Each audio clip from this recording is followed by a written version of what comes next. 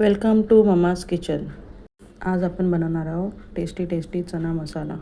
आमच्या घरात ही सगळ्यांचाच फेवरेट आहे, पण सर्वात जास्त माझ्या दिराचीच फेवरेट आहे. ही तुम्ही पोरांच्या टिफिनसाठी पण बनवून देऊ शकता. चला मग बनवूया गरमागरम चना मसाला.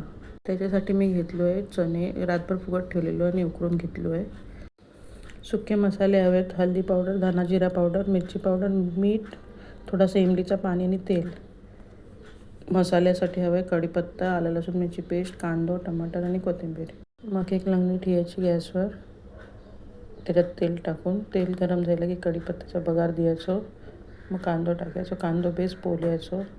ब्राऊन होईपर्यंत त्याला बेस हलवून पोलून घ्यायचो. कांदा बेस ब्राऊन झालो की मग त्याच्यात आलं लसूण मिरचीची पेस्ट टाकायची. पेस्ट टाकून पण बेस त्याचा वास जास्त पोलायची.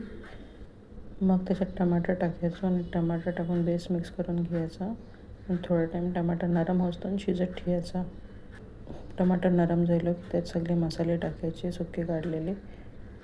मसाले टाकल्यावर बेस सगळा मिक्स करून घ्यायचा. बेस मसाला पोलून घ्यायचं आणि त्यात थोडासा पाणी टाकून मसाला शिजवायचं. थोडं पाणी टाकून शिजवलं की मसाल्याचा कच्चा पण निघून जातं आणि मसाले बेस शिजतात. मग त्यात बॉईल केलेले चणे टाकायचे आणि बेस सगळा मिक्स करून 5-1 मिनटं शिजत ठेवायचा स्लोवर. 5 मिनटांनी बेस शिजला की त्याच्यात चिचीचं पाणी करून ठेवली होती टाकायचा 2 चम्मच आणि मग ती मिक्स करून घ्यायचा बेस. 1 चम्मच छोटी गरम मसाला टाकायचा. मसाला टाकल्यावर बेस मिक्स करून घ्यायचा आणि थोडा टाईम ठेवायचा आणि कापलेली कोथिंबीर आहे ती टाकायची. तयार आहे आपला टेस्टी गरमागरम चना मसाला. याला तुम्ही रोटीसोबत किंवा पुरीसोबत किनाच्या पण सोबत खाऊ शकता. ही चना मसाल्याची रेसिपी ट्राय करा आणि नक्कीच कमेंट करा तुमच्या हाताने अशीच बनतं काय. Thank you for watching this video.